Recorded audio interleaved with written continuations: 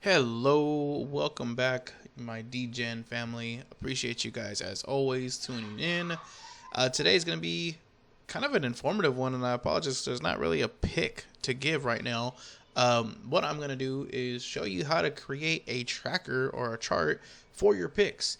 So, one thing that I always tell people, especially guys I meet, like, just in the course of my life, that are interested in football gambling or maybe already doing sports gambling, but they're not really like taking it serious. It's just kind of like, hey, I put $10 on whatever because I like that team, or the money line was plus 1,000, so I put money on this, some bullshit like that.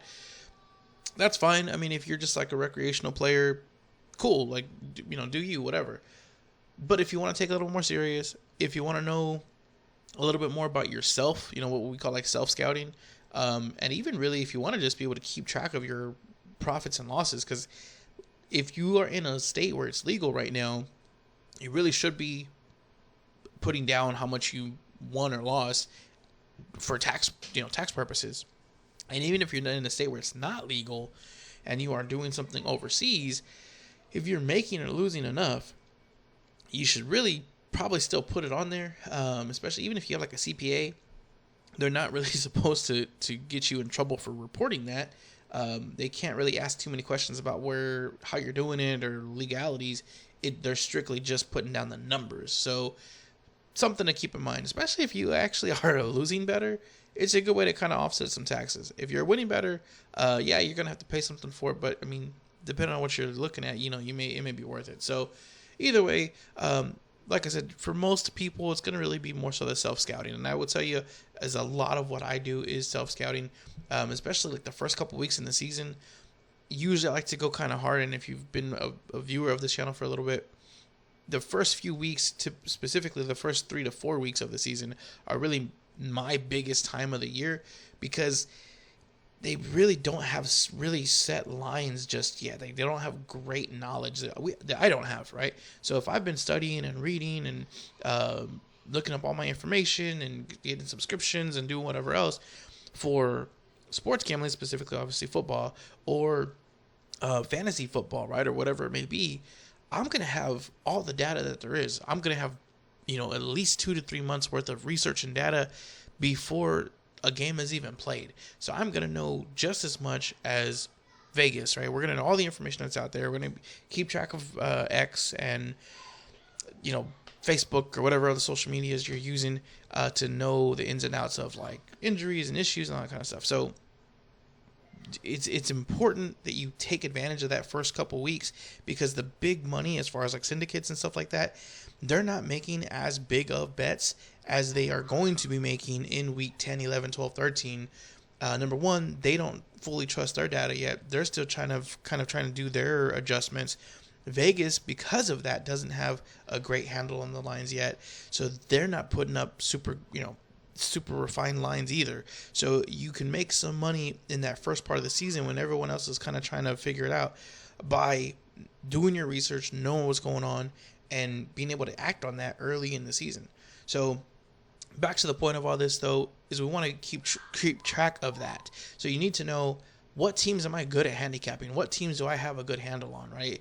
You may look back, and if you're not tracking it, you may be betting the Vikings 15 times, 20 times, 30 times over the course of a season, whether it's props or straight up against the spread, whatever, and you're just not doing a good job.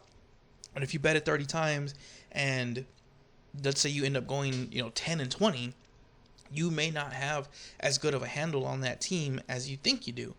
Same thing with types of bets, right? So if you have like a teaser and you're constantly betting these teasers because you want the better number, but what you don't understand is that you're actually 5-5 in teasers, and because of the VIG, because it's at least minus 120, if not more, depending on where you're at, you're actually down significantly. Like, you need to be producing better than that to really be, continually investing in teasers. So the only way you're going to know that is if you self-scout, if you go back, if you keep track of these things, and you can kind of find out, okay, I'm good at this, I'm bad at that, I have a good handle on this team, maybe this time of the season is better for me, or whatever the case may be. But you're not going to know any of that until you create a tracker. So that's what we got to do. And that's what we're going to start off with. So if you're looking at your screen, if you weren't before, or if you're driving, I apologize. At some point, you're going to have to probably look at this screen. So I'm using Google Sheets to show everyone because it's free. You don't need to buy Excel anymore. You can literally just go on to Google Sheets, use your Google account. You probably have one. If you don't, create one real quick. What do you like, 90? Get in there, open the sheet up, name it whatever you want. Mine is usually like, whatever your NFL tracker or something like that. Once you have it open, it's going to be a blank sheet just like this one. You're going to click on insert, and it's going to be pre-built tables right here. Now off to the right hand side, and I apologize because it's kind of cutting my screen out, it's going to give you some options as to what kind of tables you can use. The blank table, which is top right's your first selection, you can just select that there, and it's going to give you a pre-built table. Look at that. All right, so a couple things that we want to keep in mind here as far as like what all do we need to put in this? Well, we're going to have to put a few different rows, right, before we can really get too involved with it. So I've actually kind of written those down already. I'm going to come over here, and I apologize because it's off screen, but it's going to be copied, and I'll come in here and roll write this in just a second. So these are the rows that we need to keep. So column 1 is week. So we got to put that in there. Column 2 is game. So like what game are we, picking or betting on? Row 3 is going to be a wager type. So I'll show you that in just a second here. But basically that's going to be like, are you, is this a teaser? Is this a parlay? Is it, side total, whatever it may be, right? Then we're going to have the team. So this is the team of the game that we played or that we are picking from. What team or what side are we actually on here? You can do line. And, I will tell you, this is something that I've done for a couple years now. And as maybe self-evident as it seems now, these rows, when you first get started, it's kind of hard to know what you should be tracking, not tracking, how you should even be like keeping track of it, right? Because one of the first things that I remember, this is like years ago, but I remember one of the first things that I thought of was like, okay, well, how am I supposed to keep a running total of what I'm making or losing, right? Because yeah, you can put, I'm risking 25, right? But if you win, are you supposed to put 50? Are you supposed to put 25? Like how are you supposed to do that? So for some of you who are already building tables and it's, like just second knowledge at this point, you probably know the answer to that. But for those of you that don't, I'll be showing you that here in just a second.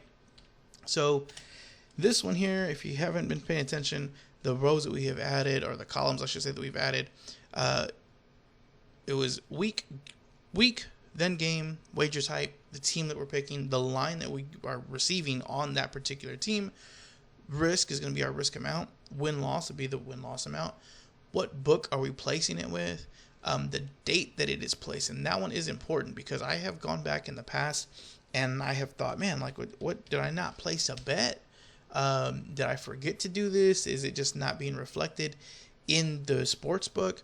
And it's happened before. It's actually happened twice to me where I have it written down and I have the date placed down. And for whatever reason, the sports book that I was using did not capture that. So then I have to go back and go through the transactions and find out, okay, was it me? Did I not place it? Or is it just not getting reflected? And in both instances, it just wasn't reflected on their end. And a lot of times it's because if I place a bet at the end of May for a game that's not going to happen until September, a lot of times it gets kind of hidden away. And the week of the game, it'll show. But leading up to that game, it doesn't show. So that's the problem is if you place a bet in May and now it's July and you're like, hey, I like that game. I thought I put something down on that. And you go back and you don't see it. You may place it a second time and then not realize until the week of that you have actually double placed this thing. So some places will let you cash out if the line hasn't moved. Others, you're going to just have to hedge depending on where you're at, right? So something good to know just so you can kind of keep track of where and when you're placing your bets. So these are the rows that you're going to need if you want to take a screenshot of that, whatever you want to do. And why are we doing it like this? I'll show you in just a second. But a couple of things we need to add here. So as far as wager types are concerned, let's do a drop down. So we're going to right click in that cell there, and you're going to just go ahead and put in a drop down right here. And you can add more to this. I apologize. I wish this screen was larger. But off to the right hand side, when you click drop down, it's going to give you some options as far as text that you can put in. So I'm just going to put in side and total, and it's unlimited options, right? You can put in 1 million options if you want to do that. You can put in just 2 options. You can put in however many you want. But let's do this. We're going to do side, total, and we'll do teaser. And when you're looking at this, when you get online and do it yourself, it's super self-evident. Like, it's to the right-hand side, just right past where you can see on my screen. So again, I apologize, but not like you're going to get confused there, I promise. So once you have added the options in, when you click on this, it'll tell you side, total, teaser. So let's say for this first week, we're going to do the Hall of Fame game, the Hall of Fame weeks, which is, so we'll put in HOF for the week. For the game, it's going to be Chargers at Lions. Well, if I could type, that'd be awesome. So Chargers at Lions. We're going to do a side play. We're going to do the Chargers. The line is +1. And that's going to be at -115. Right? Now, and you'll probably see this here. So when you tap out of that, it's going to give you that error. So you actually can't put the plus symbol. You have to just list it as 1. So it's going to be implied that it's +1. +1 -115. Risk, let's say that you are betting $115. The book, pick your book. Let's just say that we are using Bovada. The date place, we'll put today's date, which is July 16th. Notes, if you have any, put them in there. I usually list that if you want to kind of keep track of like a particular reasoning as to why you're playing this bet, because it's a good way to track your trends. So if you have a trend that is hitting every Hall of Fame game or every week 3 or whatever it may be, you can come back at the end of the year and say, okay, that trend's still hitting. That trend is not hitting any longer. It's been a few years. It's not working anymore. And you kind of self-evaluate that way. So let's do that. One other thing, and I didn't list it here, but I guess I'll do it now. So for teams, you can list it the way I am. You can just type in Chargers. But what if we do a drop down? All right. And this is going to take a little bit of time. But again, off to the right-hand side of this, it's going to give you those options again. So we'll put, and I'm not going to list every team right now because I don't want to be here all day typing on this. So we're going to just list the teams that I'm going to put in here, right? So we'll do Chargers, Lions, Cowboys, Texans, and then the over-under, right? So we're going to do those. So once we hit that, on the drop down here, it's going to list what I just listed. We'll put in Chargers. All right, so now let's do another one because the Hall of Fame game, if you didn't see it in the video, we also want to take the total, right? So we're going to take total here, and I want to take the under. So you can do there under. The line is 32.5, and that is at 110. All right, so risking there. We're going to use $100 for a unit, so 110. All right, let's say that we also place that on Bovada. Today's date. There you go. Okay, so just for the sake of showing you guys a little bit more to this here, because we're going to show you one more step after we're done with this. Let's go to preseason week 1. And we're going to do the Cowboys game, and that is, I believe, Rams, if I'm not confusing them here. Yeah, it's Cowboys at Rams. So we'll do Cowboys at Rams. Again, it's going to be a side. We're going to pick the Cowboys. For right now, we don't have a line, so we're just going to put money line, and I don't have an odd to put in there, but let's just put it's at -110, right? These are all kind of hypotheticals right now anyway. So let's say that right now I'm going to say we play only $55, right? And we're going to put this one on GT bets. Okay. And this one's placed today. And then we'll make one more. And this will be the Texans. And that is Texans at Vikings.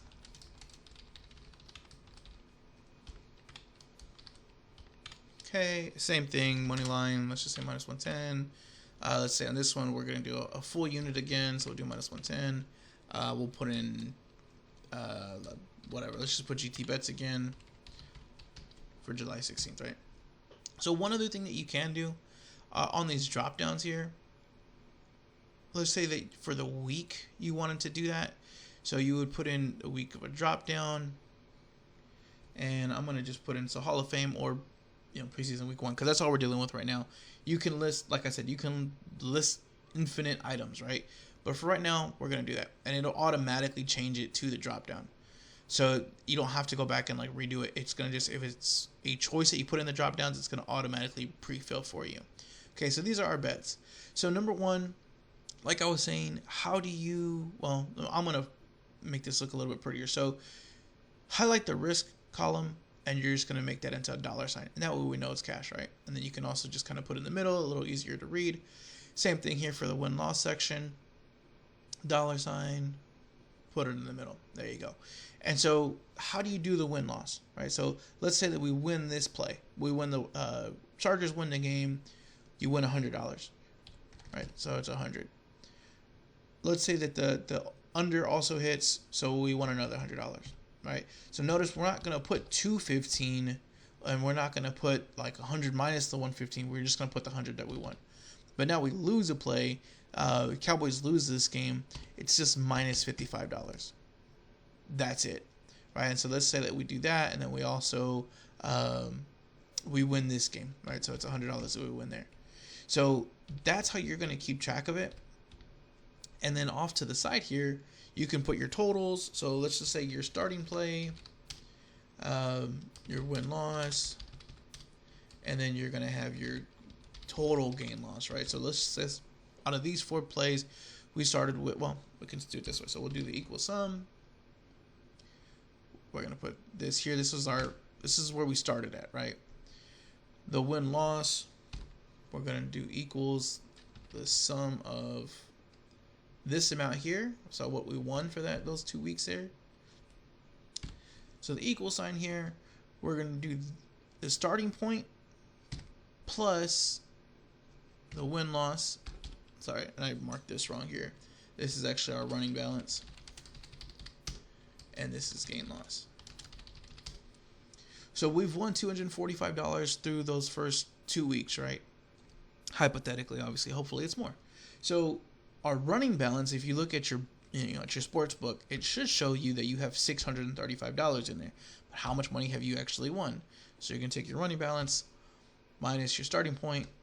You've won $245, or your win-loss. Now these two, sometimes I list them separately. Sometimes you can just list it as the win-loss.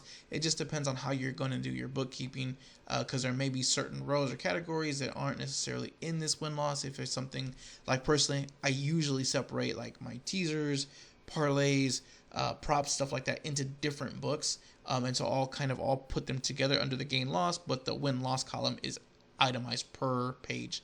So that's up to you. But for this, we'll just list them as is.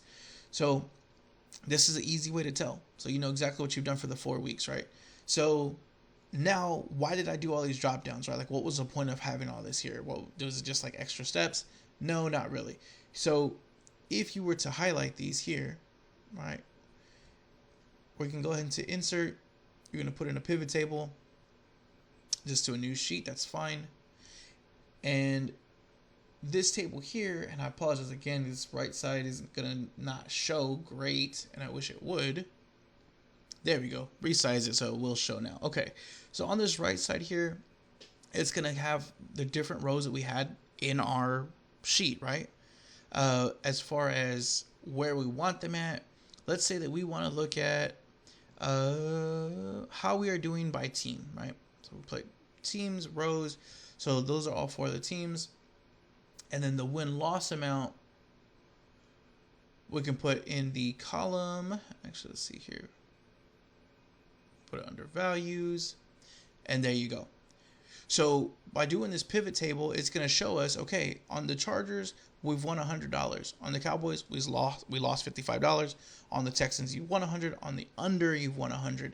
So the reason something like this is important, like I was saying earlier, you can come in here at any point in the season, but let's say it's middle of the season and you're like, man, I'm not doing so great. What am I doing wrong? You can come in here, do exactly what I did. It's going to break it down for you. Instead of you trying to go down there and hand count or trying to be like, man, like which ones did I play on what team or what time of year, whatever the case is, it's going to show you on this quick, easy chart, hey, these are the teams you played. This is how much money you have won or lost on each individual team. So you find the teams that you're handicapping the best, that you've won the most money on, meaning obviously you probably have a pretty good handle on that team and how to handicap them, and you play them, right? Or if you've done really good with unders or with overs, or you've done really poorly in teasers and parlays, it's going to tell you here. And this is what you look at to self-evaluate. Even if it's at the end of the year, sometimes like my personal preference is to do this by sections, right? So like I want to do the first 4 weeks, the second 4 weeks, and kind of break it down into 4-week chunks until the playoffs. And even the playoffs I do separately to be like, okay, what points of the year am I struggling with? Where am I good at? It's going to help you evaluate what you're doing and where you should focus your efforts, right? Especially if you are trying to do this, maybe not professionally. If you are professional, obviously you're going to need to do this. But if you are just trying to do this as like a side hustle, hey, I want this hobby to pay for itself. I want a little bit of extra income. I want to maybe supplement my regular income. This is the number one way to find out how to do that.